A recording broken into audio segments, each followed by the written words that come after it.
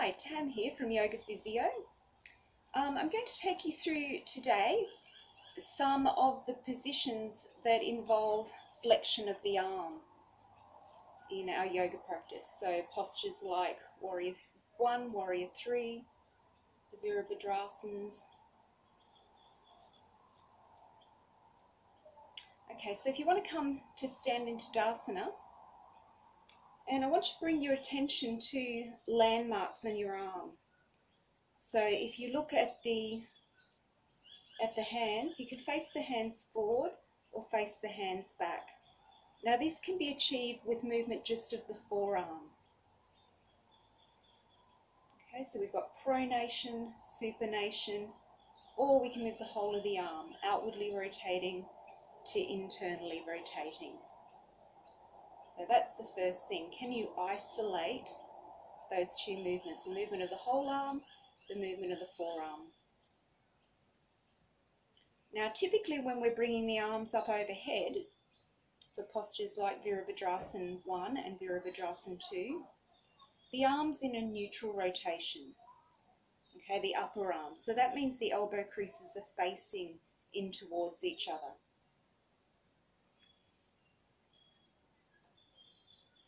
Now we can turn through the forearm to face the palms in any direction we like. We can face the palms forward. We can face the palms together. Or we can really emphasize the outward rotation and face the palms back. And then the elbow crease turns back with the full external rotation of the upper arm.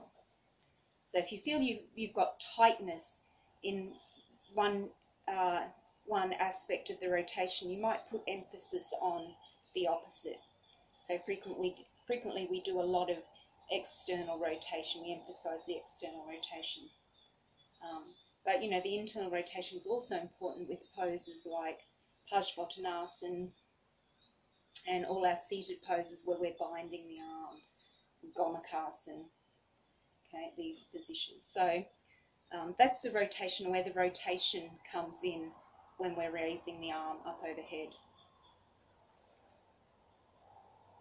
Okay, so let's come into Warrior 1. Right leg forward, left leg back.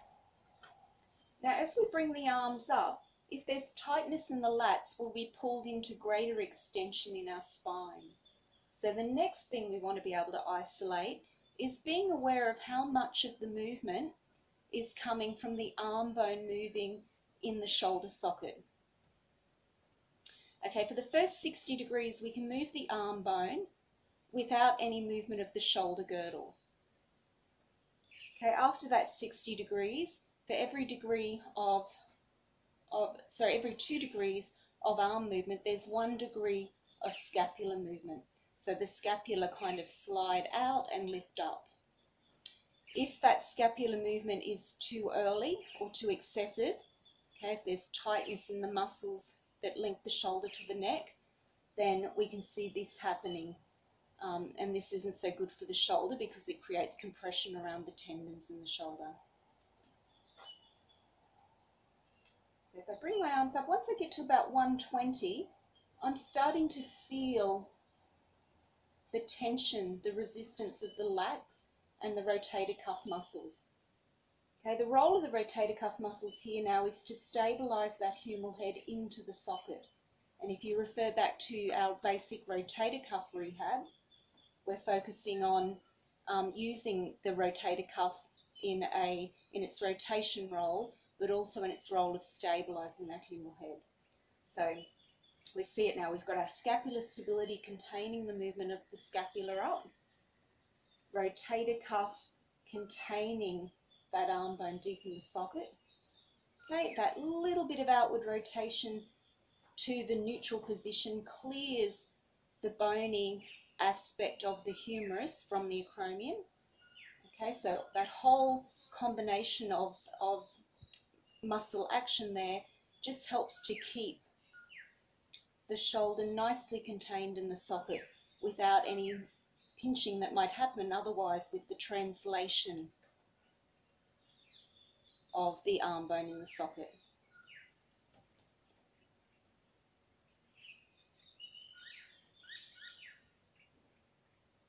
Okay, so that's our warrior 1. Okay, same focus with warrior 3. And we're only taking the arms as high as we can remain respectful of that biomechanics. Okay, so if you step your feet wide along the long line of the mat now, let's just briefly look at warrior 2. So in warrior 2, we're opening the arms wide to the side. To begin with, let's face the palms up, so we're emphasizing that external rotation. Okay, and then we can turn through the forearms only to place the palms down. Okay, now the thing about the external rotation, it keeps the chest nice and open. When we internally rotate, we tend to cave the chest. Okay, so there we are. Okay, tricep facing down, bicep facing up, elbow crease facing up. For our poses like Trikonasana, it might face the front.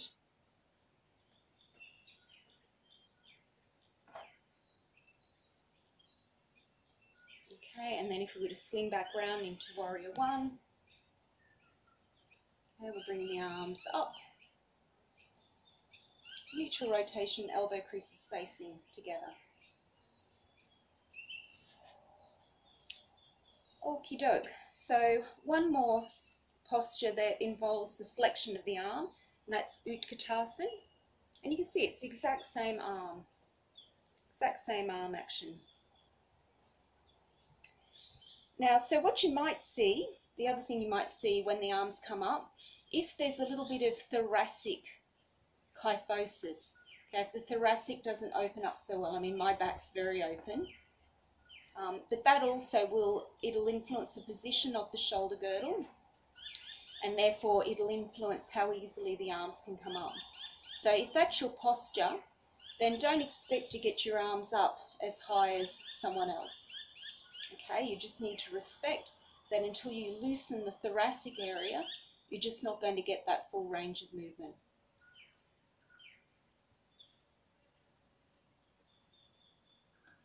Okay, lovely. So let's come down to the floor now. All of this alignment needs to be considered also when we're on hands and knees, so when we're doing postures like down face dog, and even gliding back into child pose. Okay, and that alignment also comes into headstand, Pincha Mayurasana. And the position of the arms or the hands in these positions kind of facilitates the correct alignment and the correct action of those stabilizing muscles in the shoulder. So if you bring your hands just a little bit ahead of you, a little bit wider than the shoulders, ground the ball of the index finger down. This is really important. It has an important effect on the whole of the arm in terms of engaging postural muscles. For a moment, turn the elbow crease in and out so you can play with that rotation.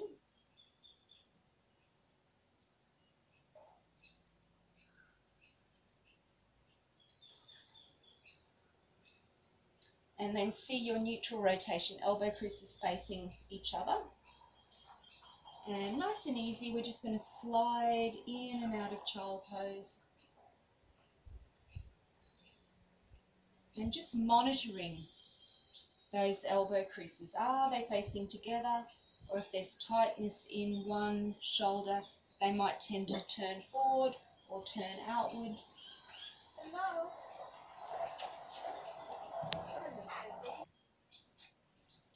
Okay, so where were we? Down on hands and knees. So basically that's the neutral rotation of the arm, which is ideal unless we want to emphasize for a particular reason one of the rotations. Okay, the thoracic mobility is also relevant again. We need to get that thoracic area open to turn the shoulder girdle forward to come more fully into the position. And so you'll feel as you glide back, again I get to that 120 degrees and I start to feel the stretch of the muscles, more demand on the shoulder girdle there to rise up. And if I don't let that happen, I can feel that tensioning, that lengthening out of the lats and the rotator cuff as I move into that full range of movement. Now when we come up into down face dog, we want to respect that alignment the same. So grounding down the ball of the index fingers, elbow creases facing together, shoulder blades broaden down, and just seeing what's the range of the shoulders now in that more weighted position.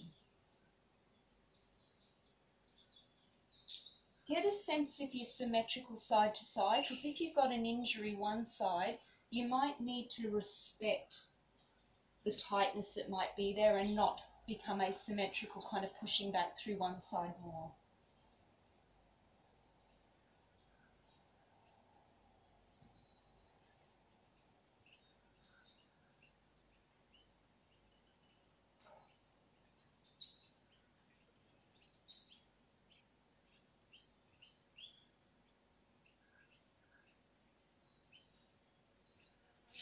Okay, so I think that covers the shoulder flexion positions. Obviously in the inversions, headstand, Pinchamarasana, the arms are again in that upper arm outward rotation, even though the forearm is internally rotating. And the other position, so I mean maybe we can finish with Gomukhasana, which again is that external rotation of the upper arm, the internal rotation of the lower arm. And again, that rotation work is covered in other videos.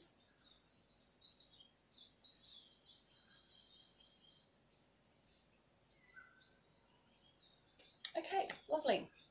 See you again soon. Bye.